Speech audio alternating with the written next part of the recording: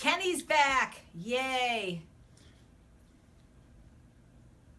He actually came to my class on Sunday. How'd you like the cooking class, Kenny? It was great. I love the food. Thank you. If you guys live in the Los Angeles area or are willing to travel, I only teach this a few times a year now. I have an amazing cooking class called Healthy Made Delicious that I teach right here in my living room in Sherman Oaks, California. So is anybody watching, Kenny? Once we know we have sound confirmation. Colleen Dunbar is online. She says hello. If she said hello, I'm assuming she can hear us. So we'll get started. So hey everybody, Chef AJ here, and welcome to episode 16 of Weight Loss Wednesday.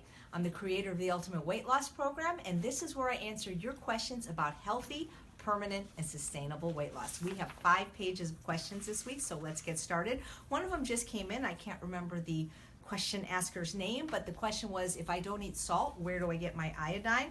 I get it from Dulse, and this is my very favorite kind. This is the Applewood Smoked Dulse. It has if you eat bacon or ever ate bacon, a bacony flavor. You can get it at Whole Foods, natural food stores, and online at Seaveg, SEAVEG.com.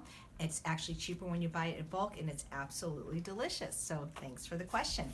So we ran out of time last week, and we didn't want to go over an hour. So Rachel, your 3 questions have moved to the top of the list.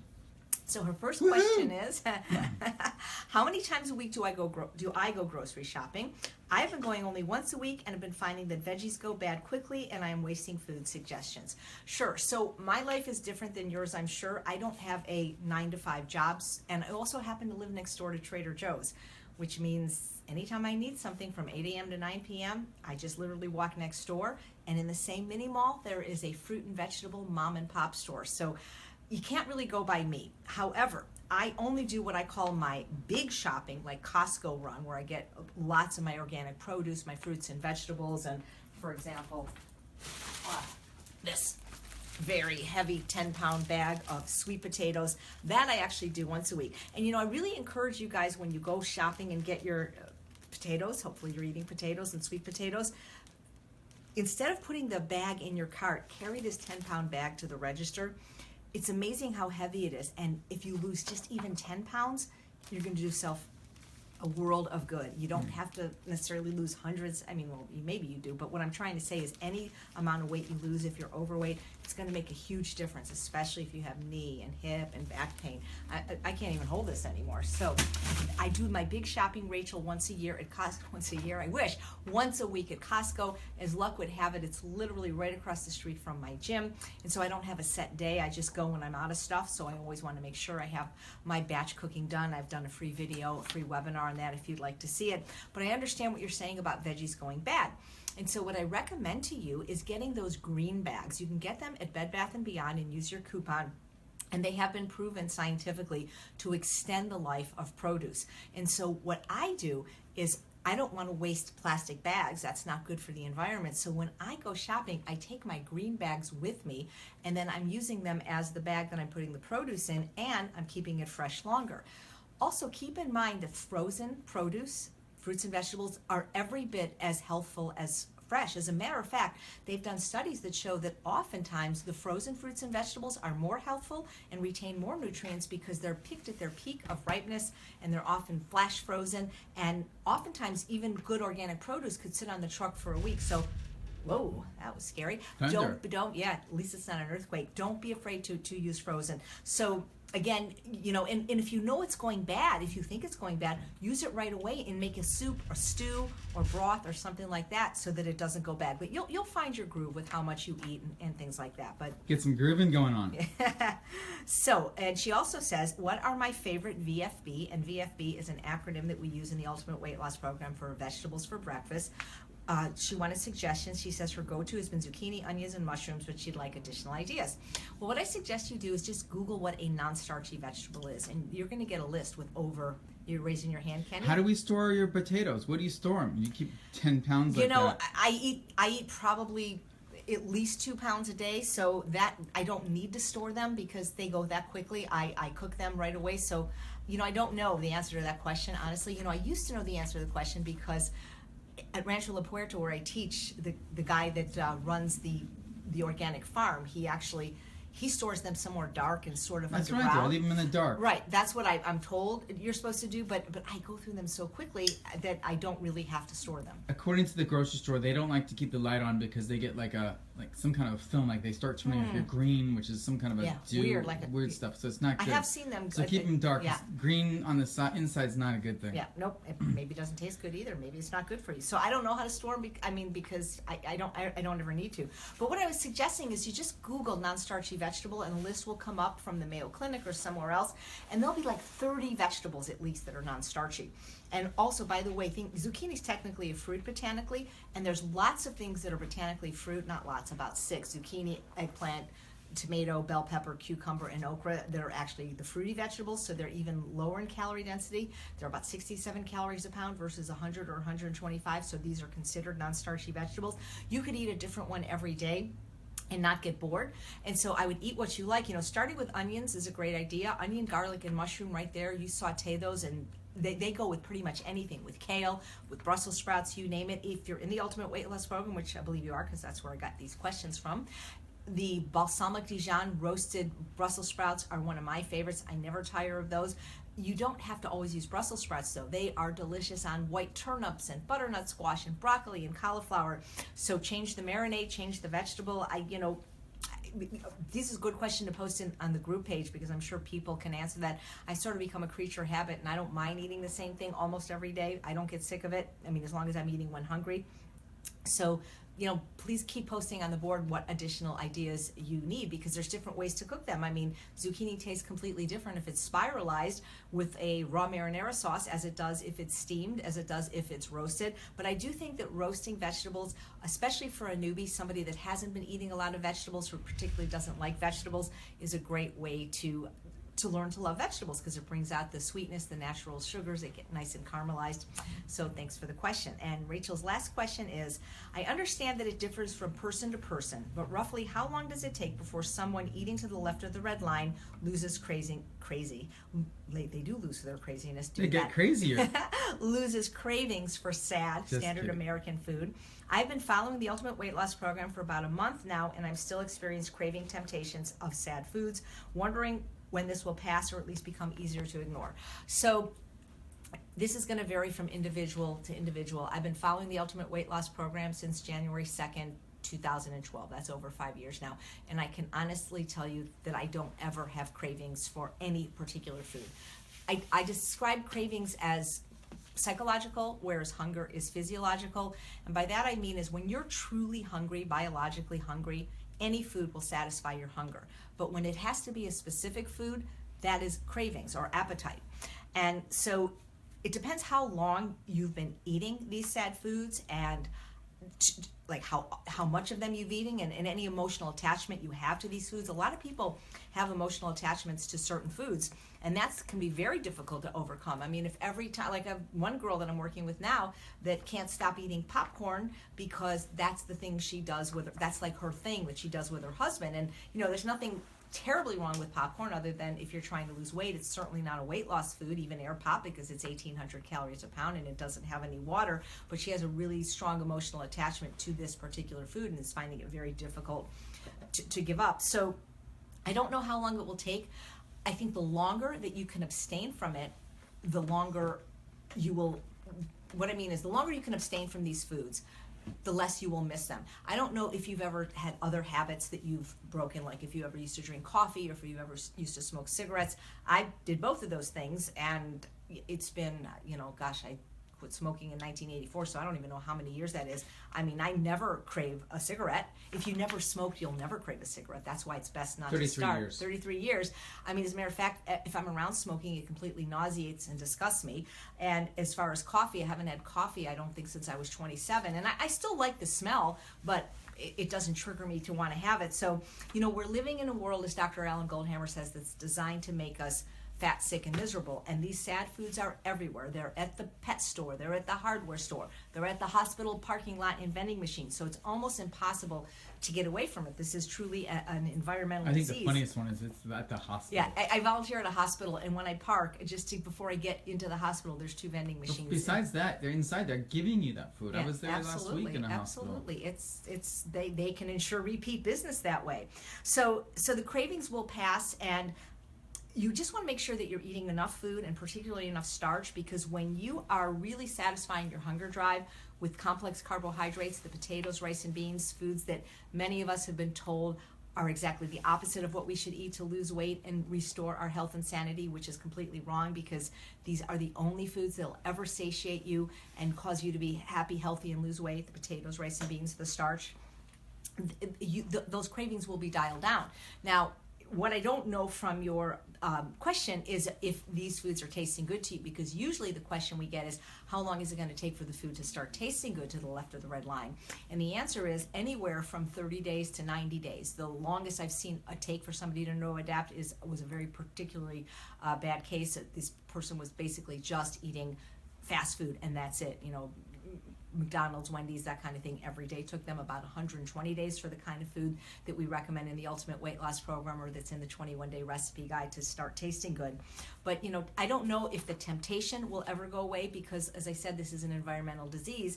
And I remember taking my nephew to City Walk up here by Universal Studios. Now, I haven't had sugar since July 6, 2003, and he wanted to go in this candy store, and I don't know if I was tempted, but I was overwhelmed with first of all, the amount of candy and the amount of new candy that existed. And I remember thinking, because that's all I used to eat was candies, cakes, cookies, pies, and ice cream. I was a complete sugar addict for the first 43 years of my life, which is why I weighed almost 200 pounds and had the beginning of colon cancer. But I remember feeling, I don't want to say grief, but I'm like, oh my God, molten milk balls come in dark chocolate now, and because that's what I liked, was dark chocolate. So I don't know if temptation is ever 100% going to go away, because we live in a world where there is constant temptation. It's like Mae West said, I could resist anything but temptation. But you can protect yourself against these by doing all the things we teach you in the Ultimate Weight Loss Program, eating enough food, eating enough of the greens that are going to curb those cravings for sweets. But I do think it will pass. The thing is the cravings that are emotional probably will never pass unless you deal with the emotional aspect of this disease. And we're going to get to that later in the broadcast, because I have 4 questions about night eating, which I believe is always emotional eating. And unless you deal with what is eating you instead of just what you're eating, those cravings will never pass, because I do believe that cravings are almost always emotional. So if I haven't answered it thoroughly enough, ask again. I'll go into more detail next week, and I'd be happy to answer any of your questions on the boards. And what I mean by the boards, if you are not in Ultimate Weight Loss, we have a private group message board for all the people in the program that myself and my partner John Pierre monitor. I don't want to say 24 hours a day, because we do sleep, but we're on there pretty much all day, every day. So Jem, I like your name. J is my favorite letter. What are the best food choices for those that have nightshade sensitivities? So you're absolutely sure you have it, right? Like you actually tested, you went 30 days without them and then tested them one at a time. Because the reason I ask is because just like with gluten, it's a buzz thing now where a lot of people are saying they have. I'm not saying that you don't have it, but what I was taught by Dr. Erwin Linsner, who I did an interview with, you can find it on my other website, Healthy Taste Online, is that just because somebody has a sensitivity to one nightshade doesn't mean they have a sensitivity to all nightshades. Nightshades are potatoes, tomatoes, bell pepper, eggplant, and tobacco. I believe you said it was petunia, right, Kenny? Petunias too, I think. Yeah, I don't think we eat petunias, but I don't think we eat tobacco. So if you're absolutely sure you have the sensitivity, it's kind of a bummer. You can't eat potatoes and tomatoes, at least for me it would be. But there's myriad other things you could eat. I mean, there's so many different kinds of sweet potatoes. There's thousands of different kinds of whole grains and pseudo grains, and over 18,000 different kinds of legumes and lentils and beans. So the best food choices are all of your favorites, because all of the non-starchy vegetables, except for the 2 that we mentioned, 3, bell pepper, eggplant, tomato, are not nightshades. So you've got plenty to eat. So the best food choices are the ones that are going to make you happy and healthy and lean. The whole plant food, fruits, vegetables, whole grains, and legumes, the ones that are not nightshades, which I believe are only 4 of them. So you've got thousands of things to eat. So thousands. Hundreds of thousands. Naomi says, how many bananas are okay to eat per day? See, you got to give me more information. Okay for what? They are my craving salvation, but I fear I may be over relying on them. So you eat them raw right out of the thing. Yeah, absolutely. Versus taking them and putting it in the blender and put a little bit of fruit in it, then eating it like ice cream, and you might be eating it a little too much. Right. Well, it's funny that you say that, Kenny, because I agree. I would eat way more of it when it's frozen and made in the Vitamix or Champion Juice or into ice cream. Absolutely. So I need to know a few things about what are your goals, how vulnerable do you feel you are to, food addiction, and how does it make you feel to eat them? If you're at goal weight, I don't know if it's necessarily a problem. Many of the food addiction treatment programs do not allow bananas. They don't allow bananas, grapes, dates, any dried food because there are so much sugar. Bananas are, I forget what percentage sugar, but of all the fruits other than dates, which is a dried fruit, they're probably the highest in sugar and the lowest in water, which is why somebody that's a food addict or a sugar addict really likes them. And also, how are you eating your bananas? Because, Shada, who's lost over 100 pounds on UWL, she doesn't even like them right. I don't like the way they taste, the way she eats them, almost green. I like them real brown and spotty, so they're what happens if when you stop eating things that are real sugar or fake sugar, then sweet taste of fruit can become exceedingly sweet to you as it's supposed to be. But remember, the fruit that we're eating today has been largely hybridized. It's not the same fruit that our ancestors ate in nature, and it's way, way sweeter. I cannot eat bananas anymore. I mean, not to say that I never will eat the banana ice cream if we're having a live UWL meeting. I might have a few spoonfuls, but they are way, way too sweet for me now, and truthfully, even though I spent so many years eating nothing but sugar, I would much rather have savory foods now or sweet potatoes than I would fruit. I find that fruit is not very satisfying to me. I still eat all the fruity vegetables every day, several pounds. So when you say it's okay to eat, I have to know what your goals are, but I do think that if you're going to eat bananas, mitigate it with something, like when we used to serve the banana ice cream at the culinary school I went to, we would use a very large stalk of celery as the spoon because then we balance some of the sugar with vegetables. And I know it's kind of weird. Ice cream and a spoon of celery? I know it's kind of weird, but the thing is I'm not worried about how many bananas you're eating. I'm worried about how many vegetables you're eating in relation to the amount of bananas. But that's the thing is, they say we never really overcome an addiction. We just move towards another one, hopefully healthier one. So that might be something you want to look at. I know that we have people in the group that'll eat, 5, 10 bananas. And I know there's some very popular thin, fit bloggers that tell you to eat 50 bananas a day or 20 bananas a day. I think it's too much sugar. I don't think it's healthy to have that much fruit. I recommend, like Dr. McDougall does, 1 to 2 pieces of fruit a day. That's still a pound. And I always tell people, mix it with their vegetables. I like using fruit to make my salads delicious. Are you eating a huge salad every day? Are you eating steamed vegetables every day? When are you eating these bananas? Are you eating 5 of them before bed? Are you eating, I need more information. So how many are okay? Okay, I'm going to say 1 a day. How's that? But I need more information to really give you a more thorough answer. So Mary says, are there any tips for getting the most possible weight off by a certain time? I know I shouldn't lose fast, but I want to make sure I lose the 2 pounds a week if possible by the time of a black tie event, February 25th. Are you going to the Oscars? Take me with you. After that, I will not be in a rush for the rest of the weight loss. So today is January 18th, 2017, and if you needed to lose a lot of weight by February 25th, you should have come to me last January 18th, 2016, and then we would have been done by now. And I'm being kind of funny, but here's the thing. Do you want results fast or do you want results that will last? Because we had somebody on the boards yesterday complain that they only lost 10 pounds in a month. Okay, I never lost 10 pounds a month. I took 27 months to lose 47 of these 50 pounds. That's like less than 2 pounds a month. I didn't even have a scale then, so I didn't even know what the speed of my weight loss was, and I don't recommend any of you guys, especially those with a history of discordant eating, to even have a scale. We don't recommend weighing yourself in ultimate weight loss or your food. You want to get a tape measure, that's fine, I suppose. And a lot of people lose inches before they lose pounds. Shada, the poster child for UWL, had a 7-month plateau where she didn't lose any weight. So I'm more concerned about what you're eating and your health and the health of your arteries. If you're eating the right food, the weight is a result of the disease. It's not the cause of it. So here's the thing. When you lose weight very quickly, your brain starts noticing, because we have these hormones that regulate hunger, ghrelin and leptin. And when you start losing weight too quickly, your brain starts thinking you're starving, or as Dr. Goldhammer says, you're losing strategic fat reserves, and they start squirting out these hormones to make you hungrier so that you'll eat more, because in nature, the only way we would lose weight is if we were starving, because there were no overweight people throughout most of human history. There was no reason that anybody would be losing weight unless they were starving or sick or didn't have enough food to eat. So our brain signals us to eat more food. But when you lose weight slowly, like I did, maybe a half a pound a week, your brain doesn't even notice, because it's going so slowly that you get to,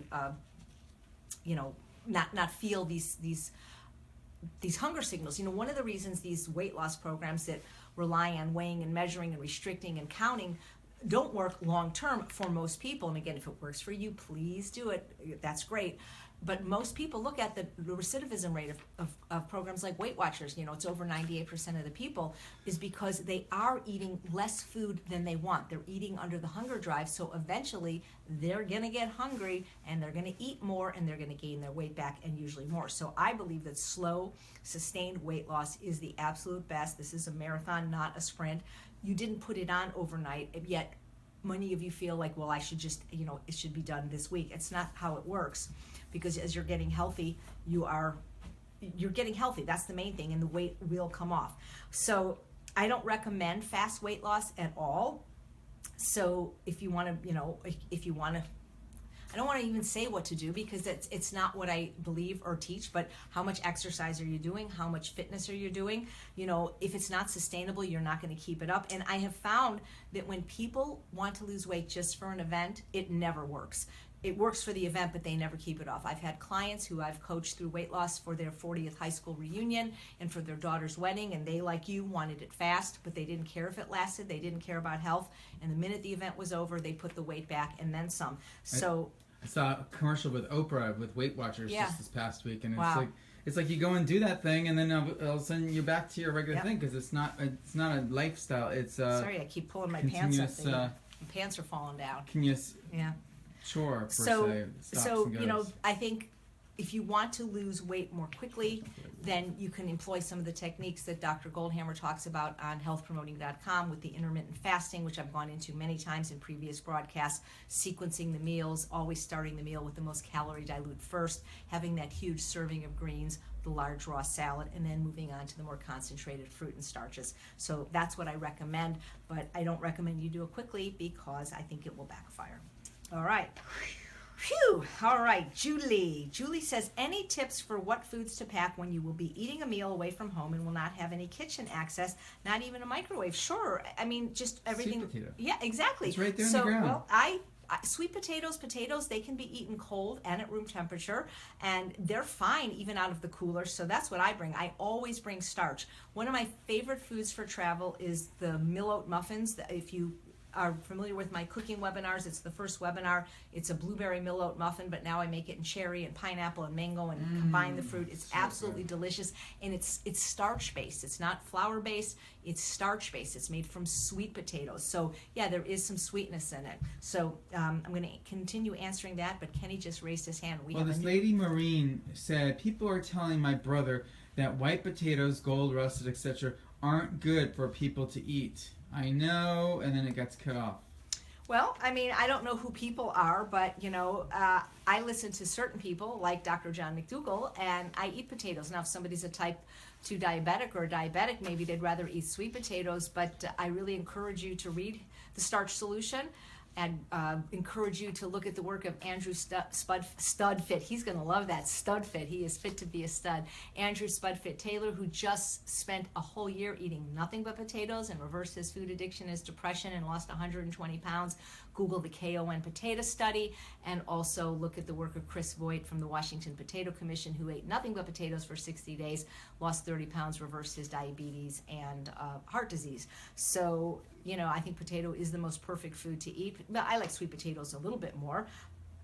And so I put a potato on the cover of my book. So, I refer you to the work of the experts that have gone before me. And again, you don't have to eat white potatoes if you don't want to, but you do need to eat a starch-based diet if you want to be lean and if you want to be satisfied. The rest of the question is, I know that sweet potatoes are the best, but what about the whitish ones? Well, again, it just depends on what your goals are, what your health condition is, where you live, what access is. I mean, I certainly wouldn't avoid potatoes. It's what people put on them that make them so deleterious to their health. Cheese, butter, oil. Potatoes are 400 calories a pound. They're full of fiber and nutrients. You could live on them. People have done that multiple times now for a whole year. You can't live on grains. You can't live on legumes because they lack vitamin A and C. So, I love potatoes. Leave the cheese off. Leave the butter off. Potatoes are amazing, and I think it would be very, very sad without it. But sauteed again, onions with oil. you can saute anything without oil. So Exactly. Julie, it's just bring whatever you normally eat that you're willing to eat cold or at room temperature, or even hot. Because by the way, they have thermoses now that will keep your soups. I have this one thermos that Nancy from our group gave me. 24 hours it keeps stuff hot. It's unbelievable. I forget what it's called, Clean Canteen. So you pack exactly what you eat, what you like, and you bring the appropriate either cooler or thermos so that your hot food will stay hot, your cold food will stay cold, or your room temperature food will stay room temperature. But I don't, that's not a problem. So, anyway, thanks for the question. So Hillary says, could I address the issue of maintenance in a little more detail? What I'm getting at is that I find myself implementing instructions that are for those of us in the active phase of body fat reduction right now, and then realize, oh, wait, I don't need to do that because I don't need or want to drop more weight. So, okay, you don't keep losing weight ad infinitum. In other words, as long as you're eating enough calories. If somebody's anorexic, of course, they could continue to lose weight. But from the pictures I've seen of you, my birthday twin, you look amazing. And I don't think you are continuing to lose weight, if I'm not mistaken. And you're eating some nuts and seeds now, so that will definitely help. But I think you're talking more about the mental thing, and I get that because for those of us that have been fat or obese or overweight, whatever word you want to use, like myself, I think it takes a while for the brain to catch up and for you to start identifying that you are thin. It's been 5 years for me now, and believe me, I know that I'm thin now. For a while I was like, because you still feel kind of trapped in that fat body. So the thing is I don't think you need to necessarily change anything unless you really feel you're losing too much weight. And I don't think you are from what I can read about you. What you might want to do, and I know you love to exercise, is start building muscle. And so you might actually want to gain weight, but not fat, gain muscle, because muscle weighs more than fat. And that's what I need to do too. I'm going to continue with your question, but when Kenny raises his hand, we have a little agreement that I'm going to... Someone wanted to know where they can find that blueberry recipe. It's not going to be in the unprocessed book, but where Correct. would it be? If you go to my website, eatunprocessed.com, and you click on the webinar page, I have done in the last year 12 webinars with Dr. Gustavo Tolosa, who is the webinar host and coordinator for Dr. McDougall and Dr. Lyle. And 6 of the webinars are completely free, and 6 have a small fee. And the recipe that I was referring to is from the Cooking Party #1, which has 10 delicious recipes, including a sweet potato and asparagus bisque. And that's where that recipe is. And consider signing up to be on my mailing list at eatunprocessed.com anyway, because pretty soon we're going to have a great announcement for an event that we're going to be doing Labor Day weekend, September 1st, 2nd, and 3rd at the Tuscany Hotel and Resort in Vegas with myself, John Pierre, Dr. Doug Lyle, Dr. Ellen Goldhammer, Dr. Carrie Saunders, called the Ultimate Weight Loss Live Conference. And it's going to be amazing. And at first we only opened it to our tribe, but we've sold enough tickets that now we could actually let a few other people in. Yeah. So as you mentioned that, Christina wants to know, tell us more about the 4-week program that you're going to do starting on the 21st. Tell us more about what that's about. Well, here's the thing, guys. If you don't live or are willing to travel to the Los Angeles area, it's not going to benefit you because we don't run that one online. We run the Ultimate Weight Loss program online. But it's a 4-week program that I've been running for many years, first with John Pierre until he moved to Colorado, where participants up to 20, we cut it off at 20, come to my home for 4 consecutive weekends for education, where they get lectures by me and by people like Dr. Lyle and Dr. Goldhammer, and occasionally Dr. McDougall has spoken. And at graduation, we get an in-person doctor who gives an amazing lecture, and they get the meals, and they learn how to make the food, and they get the group support. And it's a really wonderful program. And well, Christina, that's for you, and I think we can see you come soon. Do we know where Christina lives? Los Angeles. Oh my God, Christina, then email me the second we get off. We literally have 1 spot left. This is amazing. Ding, ding, ding, ding. Okay, so I'll find her on Facebook and I'll send it. You can go to the store right now at eatunprocessed.com. So Hillary, I think that for me, because we're sort of similar, I think, in a lot of ways, short-haired girls with that blue shirt, we have the same birthday, is I find... 2 months and 2 days away. Oh my God, that's right. March 22nd, favorite color purple. Sorry. That's okay. 4 days away. Okay, that's all right. I'm bad at math too. So Hillary, I find that I do nothing different now that I've lost weight. And if anything, I don't want to say stricter, but I'm more conscientious in some ways, like meaning that I don't let my guard down, in other words. So I wouldn't say I necessarily tighten the screws, but I'm just more aware. And the reason is because as I was losing weight, when I was 50 pounds heavier 5 years ago, I could have more indiscretions and still lose weight. I had some tahini dressing, I had some avocado, I had some seeds, and the weight loss was a lot slower when I was including those. But now that I've been goal weight for so long, I'm more worried about, pushing the envelope and trying to include these foods or eating more food, because everything seems to be working right now. I eat a lot of food. I'm very satisfied with it. And so I really haven't changed anything exercise-wise, because it seems that the maintaining, that's a combination of maintaining and maintenance. The maintenance is the hard part for people, because almost everybody that has wanted to lose weight sometime in their life has lost it. But the problem is only about 2% of the people ever keep it off. And I think part of the problem is because the dietary style they've chosen to lose weight isn't sustainable. And that's why I say, if weighing and measuring works for you, because it will work, do it. But realize you're going to have to do it the rest of your life. The Ultimate Weight Loss Program, we offer what's it called, Kenny, when something's the opposite? We offer what's the word I'm thinking of? Another possibility. Not what's the word when guys, come on, I can, the opposite. I guess I'm going to need to take that DHA. My brain's going. We offer another choice for people that don't want to weigh and measure their food or themselves. We offer a different type of eating style. Options. Well, yeah, I was thinking of a different word, but anyway, it's getting hot in here under these lights. I might ask you to turn the air on, Kenny. So what I'm saying is. Find an eating style that you really love that's sustainable. We know that following these high protein, low carb diets like Paleo and Atkins, they do work in the short term. But for how sustainable are they for most people? Because that's why they need cheat days. So find the style that works for you, because when you get to your goal weight, you're going to have to keep doing it if you want to keep that weight. And the thing what people don't realize is if you have a lot of weight to lose, let's say you're 100 pounds overweight, and let's say your basal metabolic rate is about 10 times your weight. So if you weigh 200 pounds, you need at least 2,000 calories at rest. That means if you're not doing any movement just to maintain your weight. Well, if you get down to 150, that number decreases by 500, and we're talking in the absence of any activity. And so that's like a lot of less food that you're going to be able to eat a day, which is why the calorie density approach that we teach in Ultimate Weight Loss works so beautifully for people that are volume eaters like me that want to eat large amounts of food yet still remain slim.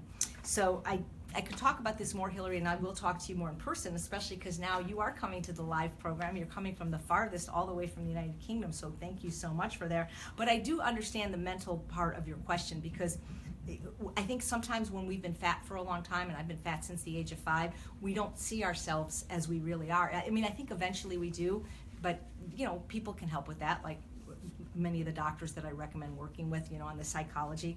So just, if your weight is stable, though, keep doing what you're doing, and as long as you have enough energy and you're feeling good. Okay, so Dawn says, it takes a long time to prep food when you first start, as you're getting used to everything. Now that you've been doing this for a long time, how much time per day goes into food preparation once you have the routine in place? So I don't have the traditional 9-to-5 job. I don't have kids, so I don't time how long it takes me. I do know that I've done several webinars and lots of free videos where I show you how I do my cooking for the day and my cooking for the week. But I am very good at multitasking, and you might call it ADHD, but I remember just as a grammar school kid, I would come home from school, I would do my homework, I would watch TV and be talking to my friend on the phone, and I would not miss a beat on any of them. So I'm very good at multitasking. So I use my prep time to do other things. So for example, that's when I'm watching the Dr. McDougall webinars on replay or listening to Dr. Howard Jacobson's podcast. So I don't really care how long it takes, because I'm multitasking in that way, but it really doesn't take me very long, because it's just I've done it for so many years, and I'm pretty fast at the chopping, and also I do some, I don't want to say cheats, but I hate cutting onions. They make me cry. So I buy, the 20-pound bag at Smart and Final of chopped onions. I don't mind paying a little bit more to have some of that work done for me. I don't mind buying my greens organic pre-washed. It's a little bit more expensive, so it saves time. If I'm roasting potatoes, which I do every week, huge 2 big trays of Japanese and Hana and garnet and Hawaiian sweet potatoes, it's going to take me 90 minutes to do that. So I put that in the oven. I don't sit and wait for them. I walk Bailey. I put stuff in the Instant Pot. I'm taking a bath. So it doesn't feel like it takes very long to me because I'm used to it, unless I make a more complicated recipe, which I do every now and then. So I don't think it's because I'm a chef necessarily. It's just because I just do this a lot. You know, I cook my own food every day, and I'm used to it. So I do think the more you do it, the faster you get, the better your skill level will be. And how many hours each day goes into preparation?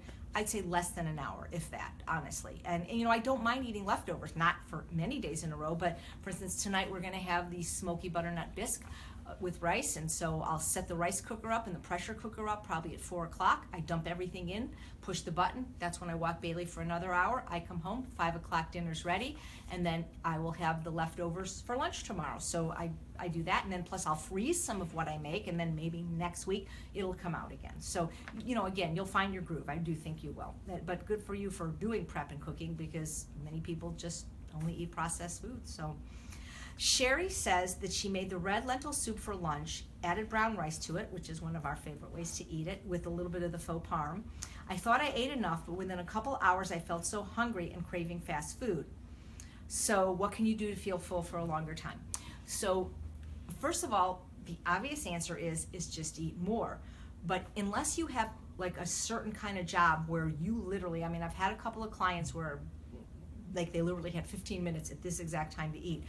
Unless you have that kind of a job where if you don't eat at this time, you can't eat, why do you need to feel full for a longer time? So in other words, if you were hungry within a couple hours, why couldn't you just eat more food? Now, craving fast food, I don't believe is because you're hungry. I said earlier in this broadcast, when you're craving a specific food, that is emotional eating. That is food addiction. When you have to have a specific food, that is not hunger. Because if you were truly hungry in that moment, you could have eaten some celery. You could have eaten anything to satisfy your hunger. When you're craving something specific, that's food addiction or just emotional eating. So I would eat more. When I eat red lentil soup and brown rice, I don't like to weigh and measure, but everybody asks me how much I eat. I estimate that I eat 2 cups of eat. That's how much I need to feel full. But when you say feel full for a longer time, you know, I don't subscribe to the eating set amounts certain times a day. So if you learn to really eat when hungry and stop when full, you will be eating the appropriate amount of food for your body. And you know, Dr. Lyle says in one of the broadcasts I did with him, not a broadcast, one of the YouTubes, I can't remember which one, I think it's called Chef AJ Interviews Dr. Lyle, when he talks about that there is no correct amount of food to eat, because the answer is, how much food do you eat? For what? To not be hungry for the next hour, the next 2 hours, the next 2 days? So if you overeat, which I still do sometimes, what I find happens is it just takes longer for me to get hungry. So I don't worry about it. And also realize that hunger is not an emergency. It is never an emergency. And when it's good to be hungry. It's good to learn that you can be hungry and it will go away. And then when you have appropriate food, you can eat again. You know, if I could wave a magic wand, I would have everybody go to True North for once in their life, even if you don't fast, because you can see, I've never water fasted except for 40 hours once on the day my dog died a few years ago.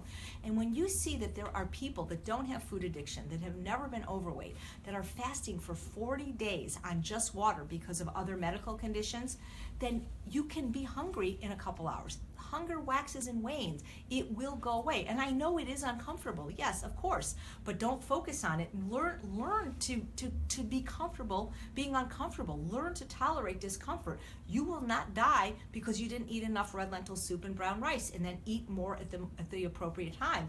But I think it's better to eat the right amount for you at that time and not overeat. You can always eat again later. At least that is what I believe. So if you want to feel full for a longer time, then maybe switch to potatoes instead of rice.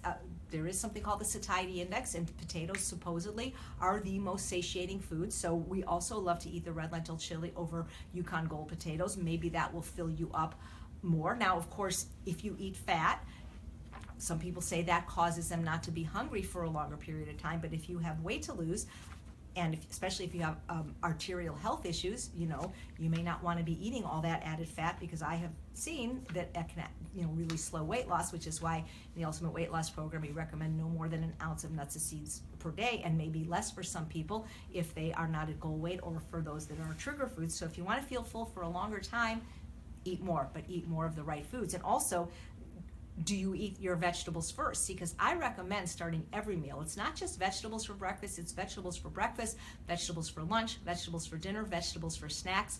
I always eat the more calorie dilute foods first. And they say that one of the most filling foods you can eat is soup, which is good because it has water in it. Water in and of itself isn't satiating. It passes through the digestive the digestive tract too quickly. But when it's combined in foods, it's very, very satiating. And because what Dr. Rolls discovered in her wonderful work, Volumetrics, and at her eating laboratory in Penn State University, where she studies human eating behavior, is that we all eat roughly the same amount of food per day, which is about 3 to 5 pounds. And if we want to lose weight and still continue to eat the same amount of food and feel full, we simply need to change the calorie density of the food, because it's not just the calories in the food that causes us to feel full or satiated, which signifies the end of hunger. It's the weight and the volume of the food. So anytime you're eating food with water in it, like a soup, you're going to experience fullness sooner. Yeah, Kenny? We got 2 questions. Sure. Someone wants to ask about their thoughts on juicing as you're talking about these things. And I know, I feel like you We talked about it last week. Someone else wanted to just say a real quick thing. The podcast that you do with someone is Dr. Howard, is that right? I did one with Howard Jacobson, Dr. Howard Jacobson, who co-wrote Whole and Proteinaholic. Okay. Oh, Dr. Howard Jacobson. Okay, last name. That's it. Yeah. Okay, that's he has a great podcast. It's called the Plant Yourself Podcast. Okay. He's had me on, I think, a couple of So times. you want to talk about juicing for a second? Right. Well, so I covered it a lot. Please watch episode 15. We talked about it a lot. Again, it depends what your goals are. I don't recommend it in general, because you're removing the most important component of the food, which is the pulp and the fiber. Fiber is important to every bodily process, flushes out toxin, prevents cancers. The amount of money you spend for Tammy, the juice... you can get that, and we'll go on. Yeah, the amount of money you spend on juicing, you can be eating and feeding a family of 4. So I don't recommend it, other than maybe a quick reset or done at True North therapeutically. But eat the food. There are some benefits, because you're not getting the salt, the oil, the sugar, the fat. But in general, it's not a long-term solution. And everyone I know that have done a juice fast has always gained the weight back. So you want to eat the food and lose weight eating what you're going to be eating when you're done. So... Leah wants to know what I did for my SIBO. That's small intestinal bacteria overgrowth. I had really bad IBS for a very, very long time, where I looked like a 9-month pregnant woman for a very long time, saw 14 doctors. Nothing helped me until I started taking a $14 supplement that's available on Amazon called Heather's Tummy Fiber. I'm going to be interviewing her on my weekly show, which is not what you see on Facebook. You need to be on my mailing list at eatunprocessed.com. We send out a video a week, and then she's going to talk about this product, which is made from one ingredient only, a root called acacia, A-C-A-C-I-A. And so what I did is I basically went on an elimination diet. There's one on Dr. McDougall's website that tells you how to do it. But for 8.5 months, I ate just 2 foods, zucchini and sweet potatoes. And the interesting thing is I did not lose any weight, because I didn't need to lose any weight. I was able to get enough calories. I was able to be very satiated, and to this day, they're still 2 of my favorite foods. Thank you, Kenny. So this is the product, and we will be interviewing Heather very soon to find out why that helped me so much. So, all right. There you go. Free publicity, Heather. It's the second time. Give me a free can.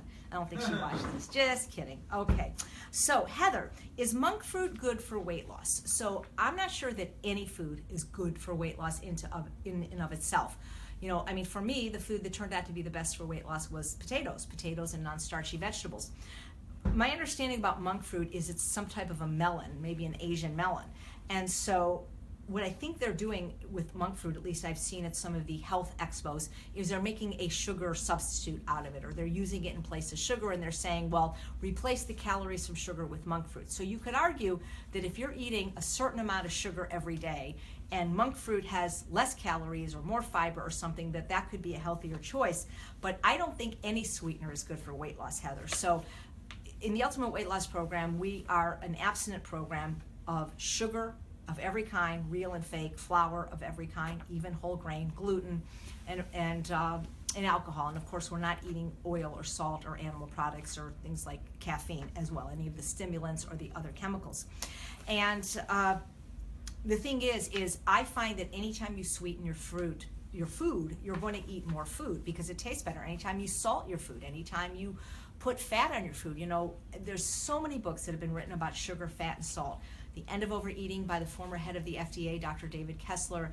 Salt, Sugar, and Fat, How the Food Giants Hooked Us by investigative journalist, Pulitzer Prize winning author Michael Moss. And one's a doctor, one's a journalist, but they both talk about how sugar is addictive, all of it. Salt is addictive, all of it, and fat is addictive, all of it. And when you put it together, it's more addictive. And anytime these external things, I don't mean like when you're just eating the fruit or just eating celery, which is salty, or just eating maybe a nut which has fat, but anytime you're adding them from the outside, the chemicals that are not in nature, the oil, the salt, and the sugar, which don't exist in nature in concentrated forms, that only exist in nature in the whole food with the fiber and the water intact, you're going to overeat. And so, I guess if you could show me some studies where it's been effective for weight loss, I'd be happy to look at them, so you could say, well, if it's getting me off white sugar, maybe it's a good thing. But I don't think it's a good thing to use any sweetener. And we talk about this a lot because all these people, what they do is they transfer their addiction to one sweetener to another. And so they'll say, well, I don't eat sugar, I eat agave. Well, agave is over 90% fructose. It's metabolized in the liver. It's worse than sugar. So what I want to articulate is sugar, oil is oil, salt is salt, flour is flour. It's all bad. The poison is in the dose. So if you have to use these things, I would say then use the one that's going to allow you to use the absolute less. But if you're a food addict, I don't recommend any sugar, real or fake, or any flour, whole grain or not, and certainly not any gluten. The thing about the artificial and zero-calorie sweeteners is they are way worse for weight loss and food addiction, because at least when you eat sugar of any kind, you're eating a food that is 4 calories a gram. And so your tongue tastes sweet, because on the tip of the tongue we have taste buds for sweet and salty. Your tongue tastes sweet. Your brain says, ooh, I tasted sweet. Calories are coming. This is good. We're not going to starve. But when you eat the fake sugars, the erythritol, xylitol, mannitol, sorbitol, or the stevia, what's happening is your tongue tastes sweet, your brain gets excited, thinks calories are going to come, they never come. So what does the brain do? The brain sends out chemicals to say, calories didn't come, and they makes you hungrier. So I find that people that do the fake ones end up being more overweight and struggle more with the food addiction than the ones that even sometimes eat the real sugar. And if you grew a stevia plant and chewed on a leaf, the world probably wouldn't come to an end. But the way people are eating stevia is in the highly processed form, which is in the powders or the liquids, which all they have like flavors now, like chocolate stevia and English toffee. And I see people taking their little dropper and they can't even drink water without it. And if you listen to any of the well-known GI doctors like Robin Chutkin, who wrote Gut Bliss, or any of the GI doctors will tell you that the stevia and the erythritol are horrible for your gut, for your microbiome. And now Dr. Esselstyn says the same thing, that they're horrible for your endothelium, which actually real sugar is as well. So no, I don't think it's good for weight loss, Heather. I think the only thing that's good for weight loss is eating the foods to the left of the red line, especially the non-starchy vegetables, and enough starch to keep satiated. So thank you. So Colleen says, if my goal is to get at least 10,000 steps per day, does it matter if they are leisurely or brisk? I don't think so. You do what you can, the best you can, and if you can't walk briskly, you walk leisurely to start. I just want to encourage everyone to use a pedometer, because it's one tool of measurement, unlike the food scale or the scale you step on, that I actually think can be really useful, just to see where you are. I say this story often, but it's so inspiring. When I interviewed Dr. Michael Roizen of the Cleveland Clinic, you can find that on my other website, Healthy Taste Online. He talked about a patient he had who was a grandmother who was in a wheelchair and diabetic. And he gave her a pedometer and said, wear this. And she goes, I can't walk. She goes, the only time I get out of my wheelchair is to go to the bathroom a few times a day. And he goes, well, that's okay. I just want to see where you're at. So she was at 66 steps a day. So he said to her, he goes, no problem, tomorrow just do one more step. And the day after, just do one more step. Well, before you know it, this woman was at 10,000 steps a day. She was out of her wheelchair, and she was non-diabetic. So make it fun. Use your pedometer just sort of as a tool to see where you are. And, when I don't know if you have a dog, but, walk your dog, walk around your house when you're on the phone, when you're doing Weight Loss Wednesday, and see if you can get up to there. This is, it really does make a difference, especially if your weight loss is stalled. Don't sit down on Weight Loss Wednesday. Watch it standing. That's a great idea. I want to say, someone asked about, since we talk about the sugars and all those xylitols and whatever, someone asked, What about chewing gum? Should I give it up forever? Yes. Well, I don't think, I mean, when you chew gum, again, chewing starts the digestive process in the mouth. And so you start secreting these digestive enzymes. And so you're chewing gum, but you're not swallowing. So again, your brain is involved, your stomach is involved, you're not getting any calories. I think chewing anything without swallowing, whether it's tobacco or gum, I think it's a bad habit. So yes, and especially if you're overweight, I don't think it's good. And what's in the gum? Probably stevia or sugar or a fake sugar. So absolutely, if your goal is weight loss and overcome food addiction, absolutely give up gum. And you know, my dentist would concur for other reasons. I don't think he says so many of his TMJ patients is because of a history of gum chewing. Deal with what is eating you emotionally. Deal with this so you don't have to deal with this. I just want to say I love these questions because some people might be afraid to say something because they feel like they're going to get hammered by AJ. Yeah. But just do it because it's answering for so many other people. Absolutely. When you say and things I'm like not that bad, am I? Yeah. I'm not the gold hammer. So Darcy, Nope. This is a great question, by the way. Darcy wants to know, what is the difference between a relapse and a slip? So, as I said, I've been following UWL for over 5 years now, and I used to say I had one relapse, and then somebody in a recovery program for alcoholism corrected me.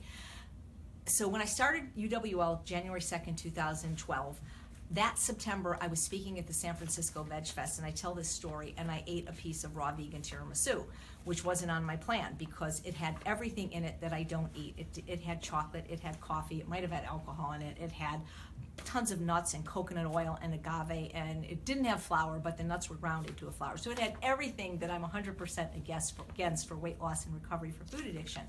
And that's when I really learned the gravity of my food addiction, because I was already on my way to being slender then, and I was with some friends, and some prominent friends actually, because I had spoken, and the person that made it was the owner of the culinary school I went to, who was a fabulous chef, and I had never had tiramisu before, let alone, I mean, I've had it, but pre-vegan days, I never had it vegan, certainly not raw vegan, and so I thought that I would just test it, taste it, because figured, well, I'm a chef, I can figure out a way to make it healthier. I didn't realize back then that what Kay Shepard said is always true for food addicts, that one bite is always going to be too many, and 1,000 bites is never enough. So I took a bite, and of course, it was freaking delicious, and all my neurotransmitters went off in my brain. By the way, Kenny, can you get a close-up of these earrings?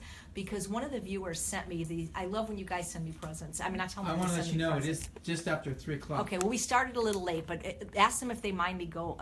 So do you guys know what these earrings are? Oh, wait, you move your hand. Do you guys know what these are? See if anybody guesses, and maybe I'll give them a prize. We'll talk about that in a minute. Okay. Can't get that. Go away. There we go. All right. Oopsie. Okay. All right. So, but I'd like to finish, because when I back them up to next week, then I still always have too many. So I'm going to go a little bit over. You can always watch the replay if you need to get off. But anyway, so the point is we're at the story. Oh, so I ate a bite, then I ate the whole piece, and then I ate somebody else's piece, and I felt guilt, shame, I felt so bad about myself, and. I go outside, and the first two people I see are Dr. Goldhammer and Dr. McDougall. Now, everything that I learned, that I share with you about health and weight loss, is from Dr. McDougall, Dr. Goldhammer, Dr. Lyle. And I felt, oh my God, I've betrayed them. I mean, they didn't care, by the way. I confessed to them. But the point is with the next meal, I was back on plan, and I've never deviated since. So that's a slip. See, to me, a slip is when it's unintentional, unplanned, and then you get right back on your program immediately. And we're all going to have slips, because sometimes just things are out of our control or whatever. But a relapse to me is when you think about it a long time, you're planning it, you're doing it, and you continue to do it, and you never get back on plan. So that's how I would describe the difference for me. Okay. Okay, we're talking about earrings. What did someone says sugar molecule. Someone says it's silver. Haha. Someone else said essential amino acids. Someone said molecule of food. Starch molecule. Well, they're very veggie sign. They're very smart. Estrogens molecule. Well, a walking person. Well, you guys are right. It is a molecule, but it's dopamine. It's dopamine. And those of you coming to the Live Ultimate Weight Loss Program seminar in Vegas, I'm going to try to get a bunch of these made. They're about $20, and maybe we can, all wear them, because they're. When people say, "Where do you get your dopamine?" Because I don't get it from alcohol or sugar or flour. I just say, I get it at Tiffany's. I get my dopamine at the jewelry store. All right. So Jeanette says, when you absolutely have to have antibiotics for an illness, what's the best food probiotic to consume? this is not my area of expertise. I recommend Dr. Emran Meyer's book, his new book about the mind and the gut, or Robin Chutkin's book, really to see what they say about it. I've interviewed him recently. That is coming up in the queue very soon. But I do believe that it's probably better to get your probiotic from foods rather than, taking a supplement. Again, always do what your doctor says. But I just get sauerkraut. They have 2 flavors of salt-free sauerkraut at Whole Foods by... I can post a picture. One comes in like a caraway flavor, one comes in beet. It's absolutely delicious. So that's what I recommend. You can also make your own sauerkraut without salt. It's not that hard. And I did a video about it once, but I'm not sure where that is, but you can find out on YouTube. So, okay, so Sherry says, should xanthan gum be avoided?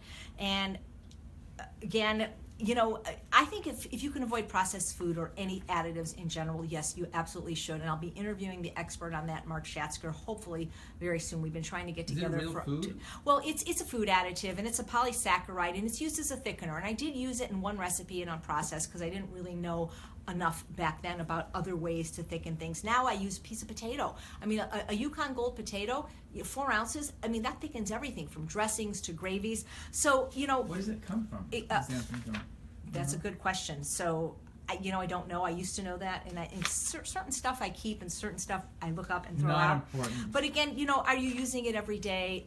Dr. Clapper says the poison is in the dose. Are you using it once a year in a gravy recipe?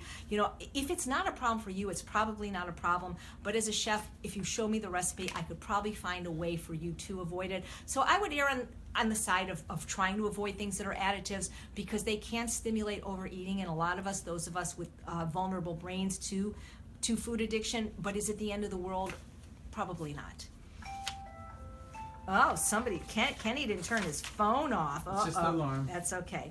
So Tara says she's coming from overeating most of the time, overeating everything. How do you retrain yourself to be more aware of how much you should be eating and truly need? I eat a lot, but it's of the compliance stuff now. But when I look at my heaping plates, I feel like it's too much, and that others posting pictures in our group seem much smaller. I feel fine after eating it. I don't feel uncomfortable or sick, maybe just full, but not horrible. I just feel like maybe I'm eating too much, and I don't know how much to eat anymore. I've messed myself up for so long. I just don't know how to trust myself anymore. I need to know how to reset and go back to the natural way of knowing myself and hunger and how much I really need. I understand your plight, and a lot of people are like this. Those of us that have been overweight for a long time, or have a long dietary history of dieting and restricting and maybe binging, or history of food addiction. So one of the best things you could do is go to True North, because when you fast, you pretty much learn when you're hungry and eventually when you're full. I've discussed this with Dr. Lyle, who, by the way, if you guys need help in the psychological, spiritual, emotional, mental area, which I think myself included, most of us do, especially those of us with discordant eating, there's 3 people in the plant-based world I recommend. They all charge the same, $150 an hour, and some of them will do 30-minute sessions for $75. One is Dr. Doug Lyle. His website is esteemdynamics.org. He's the psychological director of both the McDougall program and True North Health. One is Dr. Carrie Saunders, drfood.org. She's extraordinary as well. Sometimes people, like if they're women that have had history of maybe some abuse, would rather talk to a female. And the third is my partner, John Pierre. And even though he's not a psychologist, he may as well be, because he's so intuitive and great with stuff like that. So what I'm saying is Dr. Lyle says that you do know when you're full, because eventually you do stop eating. But if you're eating for emotional reasons, you're never going to be full. Because when you're filling a need that is not hunger, the well is always going to be empty. Dr. Gould, emotional eating expert Dr. Roger Gould, has a wonderful book, Shrink Yourself, in a program that I found a lot of value in. I did it twice at shrinkyourself.com. He says that eating becomes the consolation prize for not getting or having or doing or being what we really want in life. And so if you are eating for emotions, you're never going to be full, or you're never going to actually feel full. But eating to the left of the red line, the good news is that you will not gain weight. Now, I don't know where you are with your weight loss, but you won't gain weight at that caloric density. Now, if you're not losing weight, we may have to tweak it and sequence it a bit more and increase the amount of non-starchy vegetables relative to the starch. But I can't taste in your mouth and I can't feel in your stomach, but I do know that this can be restored. I interviewed a girl today who's a health coach. She was a former pharmaceutical rep, and she said the same thing, that it took a while for those signals to be restored, especially because when you have eaten processed food as most of your calories, as most Americans do, between 67 and 72% of their calories, you're never going to feel full because the food lacks fiber and water, and the same with animal products. And so you're overeating calories all the time because you never activate those stretch receptors. And now we're eating in an entirely different manner, foods that is mostly fiber and water. And so sometimes it can feel like we're overeating because we're not used to eating appropriate volumes of food because we've never really eaten enough plant food. And so what I would do is, you can always stop eating at a certain point without weighing and measuring your food, and then come back to it later. If you're not sure that you're full, eat half of your plate and then go walk around the block. In 20 minutes, come back. And if you're still hungry, finish what's on your plate. You know, so there's things we can do, but as far as trusting yourself, you know. But if you eat the plate, you're really hungry. You better eat more. Yeah, don't eat the plate. Don't eat the plate. Don't eat the plate. So you know if you're eating too much by whether or not you're gaining weight, losing weight, or staying the same. And that can be adjusted relative to the amount of non-starchy vegetables to more satiating starch. But if you eat in sequential order, like I do, even now that I'm thin, I haven't abandoned any of the UWL principles. I always start with the most calorically dilute food first, always eating at least a pound, if not 2, of my steamed vegetables and raw salad before I move on to the satiating starches. You will get full. You will know it. And again, making sure that there's water in the food. You know, soups, don't eat anything dried or dehydrated, no dried fruit, no crackers, no tortillas, any of that. So I don't know how long you've been doing this, but trust the process. And if there's anything emotional going on that's making you feel hungry when you're actually full, you got to deal with that. So Violetta says, what is the best way to go back on the plan? I started eating sweets a while ago and cannot stop. I'm eating my greens for breakfast, and most of the time it stops there. So what's the best way to get on plan? Whatever way that will get you on as quickly as possible. And eating the greens for breakfast is a great way to curb the cravings for sugar. This is a very loaded question in that there's many ways for me to attack it because I don't know your personal situation. So for example, if you're still living in an environment where there's crap, where there's sugar and flour and non-compliant foods, I don't know if you'll ever fully get back on track, because we discussed a few episodes ago that your environment is going to be the #1 predictor of your success or failure on this or any program. So the best way to get back on track is to get back on track. It's just doing what you're doing what you know worked before, but you have to make sure that your environment is such that it's going to support your recovery and not support your addiction. So where's this sugar coming from? Are you, every time you have a craving, are you going to 7-Eleven or buying it, or are you keeping this food in your house? Because if it's in your house, it's in your mouth, and I can't really help you, with that.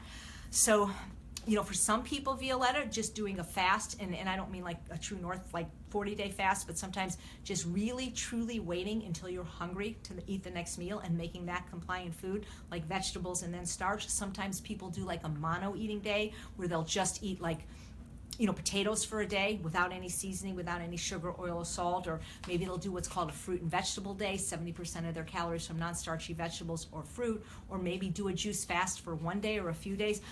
There is no right answer as to the best way. The best way is the way that is going to work for you and work the quickest, because again, it's not your relapses or your slips that are going to define you or your progress on this program. It's how quickly you get back on track. So whatever you do and however I can support you, but I think eating the vegetables is the way to go, because they've been proven to fight cravings for sugar. I got one more question, unless you have something for me. We're good. We're okay. wrapping. The truth is I have 4 questions, but they're all mostly the same question, and they have to do with night eating. I'll read them quickly because my answer is going to be the same.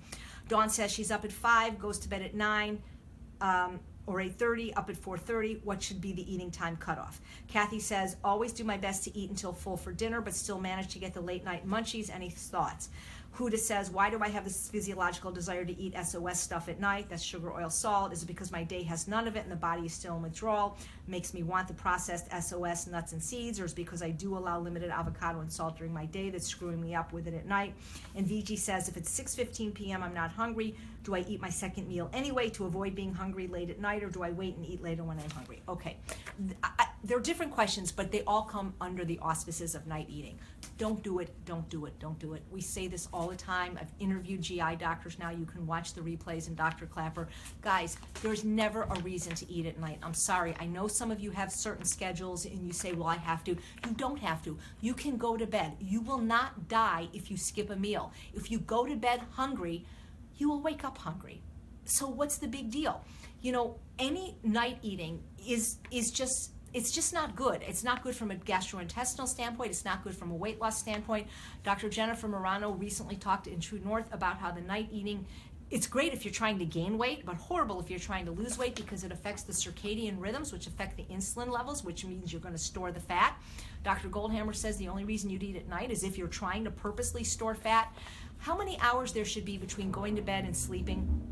You know, it's up to you, I suppose, but every GI doctor, and I'm somebody that's had GI problems since I was 4 years old, or maybe sooner, I just can only remember since I'm 4, has told me that you want 5 hours between that last swallow of food and laying down. 3 at an absolute minimum. You know, our ancestors didn't eat at night. They went into the cave when it got dark.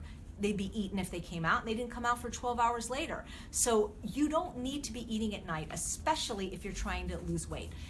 Night eating is always emotional eating. And in VG, don't eat if you're not hungry. And if you get hungry later, go to bed. Because preventative eating doesn't work. So in other words, if you're eating because you're afraid to be hungry later, that doesn't work. I interviewed Dr. Michelle May on that. You can get the broadcast for that. If your car is full of gas, you don't go to the next gas station a block later just to fill it up in advance. You know, I'm going to be going to Maryland at the end of the year, and it's going to be really cold. So should I put my coat on now to prevent being cold in 11 months from now? Preventative eating doesn't work. Nighttime eating has got to stop. You need to find a way. It affects your sleep too, and having impaired sleep affects your ability to lose weight and to do all those wonderful things that sleep does for you. You guys need to stop. The reason you get the munchies is because it's psychological. It's food addiction. It's cravings. What are you craving? The munchies are not hunger. A lot of people at night, when it's quiet, they're not busy, they're not distracted, feelings and thoughts that they maybe don't want to deal with come in. They are lonely, they're angry, they're stressed, they're tired. Go to bed, go to bed. Stop eating at night. Eat as early as you can. At True North, they serve dinner at 5. We're done by 6. Most of us are going to bed between 10 and 11. That's perfect. You've got to stop eating at night. It's better for your health, it's better for weight loss, and it's certainly better for your GI tract, especially if you have anything like SIBO or IBS or reflux. Stop eating at night.